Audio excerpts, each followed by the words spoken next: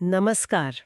आज हम भारत की न्याय व्यवस्था मतलब जुडिशरी को थोड़ा गहराई से समझने की कोशिश कर रहे हैं। हाँ, और हमारे पास जो जानकारी है वो ज्यादातर संवैधानिक प्रावधानों से है, आर्टिकल्स, जिनसे पता चलता है कि हमारी अदालतें कैसे काम करती हैं। बिल्कुल, सुप्रीम कोर्ट से लेकर नीचे की अदालतों तक। और हमारा मकसद यही है कि इन स्रोतों से समझें कि ये पूरा सिस्टम जुड़ा कैसे है। क्यों कहते हैं इसे एकीकृत न्यायपालिका? हाँ, ये एकीकृत या इंटीग्रेटेड शब्द जो है ये काफी महत्वपूर्ण है। इसका मतलब ये है कि हमारे यहाँ जैसे अमेरिका में होता है वैसी व्यवस्था नहीं है। मतलब राज्यों की अपनी अलग सुप्रीम कोर्ट जैसी कोई चीज नहीं है। अच्छा। हमारे यहाँ सुप्रीम कोर्ट टॉप पर है, फिर राज्यों के हाई कोर्ट हैं, और फिर उनके नीचे जिला और दूसरी अदालतें। ये सब एक ही सिस्टम का हिस्सा है, एक के नीचे एक जुड़े हुए। समझ गए। तो ये एक यूनिक स्ट्रक्चर है। चलिए इसी को खोलते हैं परत दर परत। शुरुआत करते हैं सबसे ऊपर से, भारत का सर्वोच्च न्यायालय यानी सुप्रीम कोर्ट। सही। संविधान का अनुच्छेद 124 यहीं से शुरुआत होती है। ये कहता है कि भारत का एक सुप्रीम कोर्ट होगा। इसमें एक चीफ जस्टिस ऑफ इंडिया होंगे, मतलब सीजीआई, और कुछ दूसरे जज। ये संख्या बदलती रही है ना? हाँ बिल्कुल। शुरुआत में कम थे, लेकिन संसद को अधिकार है कि वो जरूरत के हिसाब से जजों की संख्या बढ़ा सकती है। और एक दिलचस्प बात यह है कि इसने आजादी के बाद पुरानी व्यवस्था को बदला। कौन सी पुरानी व्यवस्था? वो जो अंग्रेजों के समय का फेडरल कोर्ट था हम्म। और प्रीवी काउंसिल, जहां अपील जाती थी लंदन, सुप्रीम कोर्ट ने उनकी जगह ली। पहली बैठक हुई थी 28 जनवरी 1950 को। ओके। और इन जजों को अपॉइंट कौन करता है? मतलब नियुक्ति की प्रक्रिया क्या है? देखिए, सुप्रीम कोर्ट के हर जज की नियुक्ति राष्ट्रपति करते हैं। राष्ट्रपति? हाँ। अकेले? नहीं, अकेले नहीं। राष्ट्रपति सुप्रीम कोर्ट और हाई कोर्ट के उन जजों से सलाह मशवरा करते हैं जिनसे वो जरूरी समझते हैं। लेकिन हाँ, अगर मुख्य न्यायाधीश के अलावा किसी और जज की नियुक्ति हो रही है तो सीजीआई से सलाह लेना अनिवार्य है। अच्छा। और ये कब तक अपने पद पर रहते हैं, मतलब रिटायरमेंट एज? ये 65 साल की उम्र तक अपने पद पर रहते हैं। 65 साल? हम्म। और अगर किसी जज को हटाना हो पद से, क्या ये हो सकता है? मैंने सुना ये बहुत ही मुश्किल प्रोसेस है। हाँ, और इसका मुश्किल होना जरूरी भी है। तभी तो न्यायपालिका स्वतंत्र रह पाएगी, है ना? सही बात है। किसी जज को हटाने के लिए सिर्फ दो ही आधार हैं, या तो साबित कदाचार मतलब प्रूव्ड मिसबिहेवियर, या फिर अक्षमता मतलब इनकैपेसिटी। और इसे साबित करना कितना मुश्किल है? बहुत मुश्किल। इसके लिए संसद के दोनों सदनों में, मतलब लोकसभा और राज्यसभा, दोनों में एक प्रस्ताव पास होना चाहिए, और वो भी स्पेशल मेजॉरिटी से। स्पेशल मेजॉरिटी मतलब सदन की कुल सदस्यता का बहुमत, और साथ ही जितने सदस्य उपस्थित हैं और वोट दे रहे हैं उनका कम से कम 2/3 बहुमत। आसान नहीं है ये। नहीं, बिल्कुल नहीं। फिर ये प्रस्ताव राष्ट्रपति के पास जाता है। तो ये जो जटिल प्रक्रिया है ना, यही जजों की स्वतंत्रता की गारंटी है एक तरह से। समझ गई। मतलब राजनीतिक दबाव बनाना आसान नहीं है। अच्छा, ये बताइए कि सुप्रीम कोर्ट का जज बनने के लिए योग्यताएं क्या चाहिए, क्वालिफिकेशंस? सबसे पहले भारत का नागरिक होना चाहिए। वो तो है ही। हाँ, वो तो बेसिक है। हाँ। फिर 3 शर्तें, इनमें से कोई एक पूरी होनी चाहिए। या तो कम से कम 5 साल तक किसी हाईकोर्ट में जज रहे हों, एक या ज्यादा हाईकोर्ट में मिलाकर भी चलेगा। ओके, 5 साल जज। या फिर कम से कम 10 साल तक किसी हाईकोर्ट में वकील रहे हों, यहाँ भी वही, एक या ज्यादा हाईकोर्ट में मिलाकर। 10 साल वकालत। और तीसरी एक खास बात है, या फिर राष्ट्रपति की नजर में वो व्यक्ति एक जाना माना कानून विशेषज्ञ हो, डिस्टिंग्विश जूरिस्ट। ओ, डिस्टिंग्विश जूरिस्ट, ये तो इंटरेस्टिंग है। मतलब सिर्फ जज या वकील ही नहीं, कोई अकादमिक, कोई कानून का विद्वान भी सीधे सुप्रीम कोर्ट जज बन सकता है? हाँ, बन सकता है। संविधान ये रास्ता देता है। अच्छा, एक और चीज मेरे ध्यान में आई, क्या ये जज रिटायरमेंट के बाद वकालत कर सकते हैं, प्रैक्टिस? नहीं, सुप्रीम कोर्ट के जज रिटायर होने के बाद भारत में किसी भी अदालत या किसी भी अथॉरिटी के सामने प्रैक्टिस नहीं कर सकते। बिल्कुल नहीं। क्यों? ये नियम इसलिए है ताकि उनकी निष्पक्षता बनी रहे। मतलब कोई ये ना सोचे कि वो भविष्य में किसी फायदे के लिए कोई खास फैसला दे रहे हैं। इससे किसी तरह के पक्षपात की आशंका खत्म हो जाती है। हाँ, ये बहुत जरूरी पॉइंट है। अच्छा, कभी ऐसा भी तो होता होगा कि कोर्ट में जज कम पड़ जाएं, मतलब जितने चाहिए उतने ना हो, कोरम पूरा ना हो रहा हो, या काम का बोझ ज्यादा हो? हाँ, होता है। और इसके लिए भी संविधान में व्यवस्था है। अगर कोरम पूरा ना हो रहा हो तो सीजीआई जो हैं वो राष्ट्रपति की मंजूरी लेकर और संबंधित हाईकोर्ट के चीफ जस्टिस से सलाह करके किसी हाईकोर्ट के जज को बुला सकते हैं, अस्थायी तौर पर। किस जज को? कोई भी? नहीं, जो सुप्रीम कोर्ट जज बनने के योग्य हों, उन्हें अस्थायी तौर पर सुप्रीम कोर्ट में काम करने के लिए नियुक्त किया जा सकता है। इनको कहते हैं तदर्थ न्यायाधीश या एडहॉक जज। एडहॉक जज, ठीक है। और इसी तरह जरूरत पड़ने पर जो सुप्रीम कोर्ट जज रिटायर हो चुके हैं उनसे भी काम करने का अनुरोध किया जा सकता है। ओके, ये तो अच्छी व्यवस्था है जरूरत के हिसाब से। अब आते हैं सुप्रीम कोर्ट की शक्तियों पर, पावर्स पर। संविधान कहता है कि ये कोर्ट ऑफ रिकॉर्ड होगा। इसका क्या मतलब हुआ? कोर्ट ऑफ रिकॉर्ड, हाँ, इसके दो मुख्य मतलब हैं। पहला तो ये कि इसके जो भी फैसले होते हैं, जो भी कार्यवाही होती है, वो रिकॉर्ड के तौर पर रखी जाती है और वो भविष्य के मामलों के लिए नजीर बनती है, मतलब मिसाल या प्रेसिडेंट। प्रेसिडेंट। और इन फैसलों पर फिर सवाल नहीं उठाया जा सकता। दूसरा मतलब ये है कि अगर कोई कोर्ट की अवमानना करता है, मतलब कंटेम्प्ट ऑफ कोर्ट, जैसे आदेश न मानना या कोर्ट की बेइज्जती करना। हाँ बिल्कुल, अगर कोई ऐसा करता है तो सुप्रीम कोर्ट उसे सजा दे सकता है। ये पावर भी कोर्ट ऑफ रिकॉर्ड होने से मिलती है। ठीक है। और इसके अधिकार क्षेत्र, जुरिस्डिक्शन की बात करें तो क्या ये हर तरह के मामले सुन सकता है? नहीं, ऐसा नहीं है। इसके मुख्य रूप से 3 तरह के अधिकार क्षेत्र हैं। पहला है मूल अधिकार क्षेत्र, जिसे कहते हैं ओरिजिनल जुरिस्डिक्शन। ओरिजिनल जुरिस्डिक्शन मतलब? इसका मतलब है कि कुछ मामले ऐसे होते हैं जो सीधे सुप्रीम कोर्ट में ही शुरू हो सकते हैं, कहीं और नहीं। ये आमतौर पर केंद्र सरकार और राज्यों के बीच के झगड़े होते हैं या फिर 2 या 2 से ज्यादा राज्यों के बीच की विवाद। अच्छा, फेडरल डिस्प्यूट्स। हाँ बिल्कुल। दूसरा और सबसे बड़ा अधिकार क्षेत्र है अपीलीय अधिकार क्षेत्र, एपीलेट जुरिस्डिक्शन। अपील वाला? हाँ, यानी हाईकोर्ट के फैसलों के खिलाफ अपील सुनता है। ये अपीलें संवैधानिक मामलों पर हो सकती हैं, सिविल यानी दीवानी मामलों पर, और क्रिमिनल यानी आपराधिक मामलों पर भी। भारत में अपील सुनने वाली ये सबसे ऊंची अदालत है। Final court of appeal. सही। और एक खास तरह की अपील का भी जिक्र मैंने सुना है, स्पेशल लीव पिटिशन, एसएलपी जिसे कहते हैं। हाँ, एसएलपी। ये संविधान के अनुच्छेद 136 के तहत सुप्रीम कोर्ट को मिली एक बहुत ही खास असाधारण शक्ति है। क्या खास है इसमें? इसके जरिए सुप्रीम कोर्ट अगर उसे ठीक लगे तो भारत की किसी भी अदालत या ट्रिब्यूनल के किसी भी फैसले, आदेश या सजा के खिलाफ अपील सुनने की इजाजत दे सकता है, चाहे सामान्य अपील का रास्ता बंद ही क्यों ना हो गया हो। किसी भी अदालत, मतलब निचली अदालतों से भी? हाँ, किसी भी अदालत या ट्रिब्यूनल से, सिवाय मिलिट्री कोर्ट्स के। ये एक तरह की मास्टर की है सुप्रीम कोर्ट के पास। अगर उसे लगता है कि न्याय के लिए जरूरी है तो वो किसी भी महत्वपूर्ण मामले में दखल दे सकता है। ये तो वाकई बहुत बड़ी शक्ति है। अच्छा, क्या सुप्रीम कोर्ट अपने ही दिए हुए फैसलों को बदल सकता है, रिव्यू कर सकता है? हाँ, कर सकता है। संविधान का अनुच्छेद 137 सुप्रीम कोर्ट को यह शक्ति देता है कि वो अपने फैसलों या आदेशों की समीक्षा यानी रिव्यू कर सके। हालांकि इसकी कुछ शर्तें होती हैं। ओके। और एक बहुत भी अहम बात जो आपने शुरू में एकीकृत प्रणाली के बारे में कही थी, उससे जुड़ती है। अनुच्छेद 141 कहता है कि सुप्रीम कोर्ट जो कानून घोषित करेगा वो भारत की सभी अदालतों पर बाध्यकारी होगा। बिल्कुल, यही है वो की प्रोविजन जो पूरे देश में कानून की एक रूपता, यूनिफॉर्मिटी लाता है।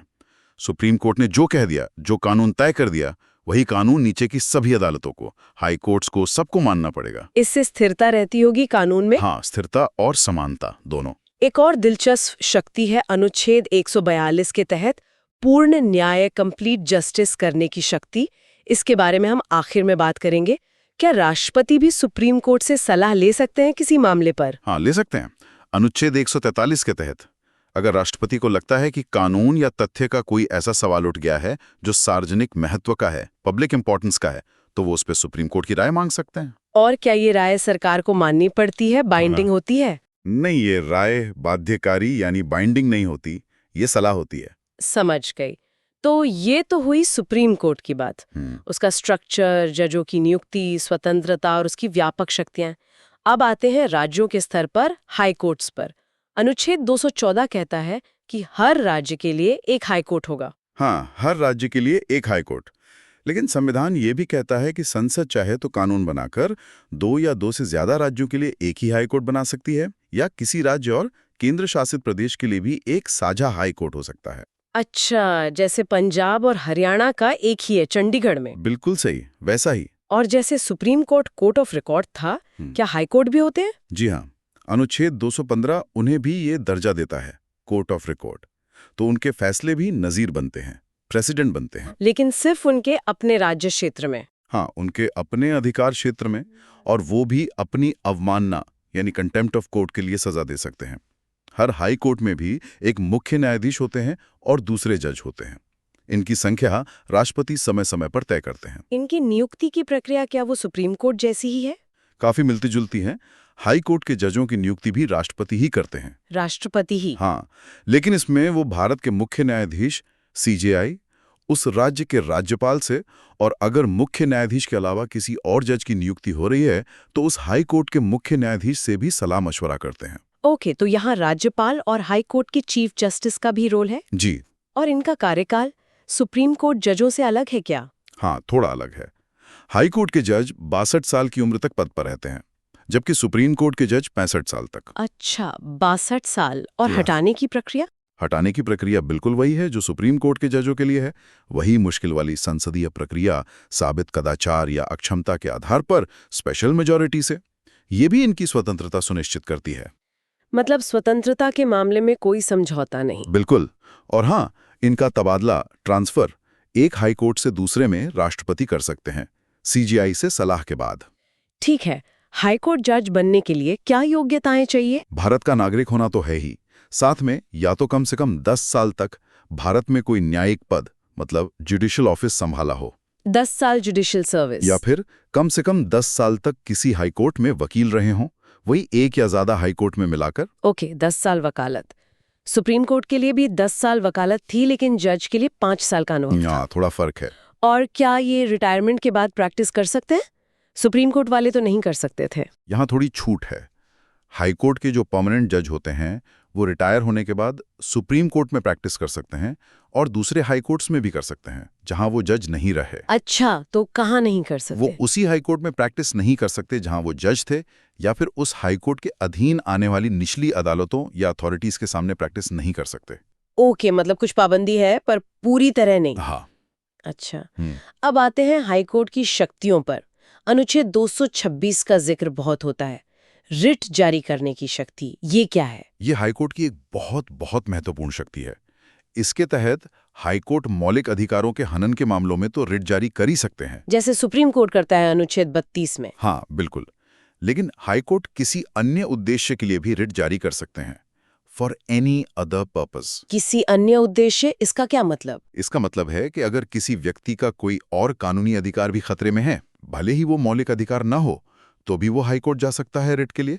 ये रिट वही हैं: बंदी प्रत्यक्षीकरण, परमादेश, प्रतिषेध, अधिकार पृच्छा और उत्प्रेक्षण।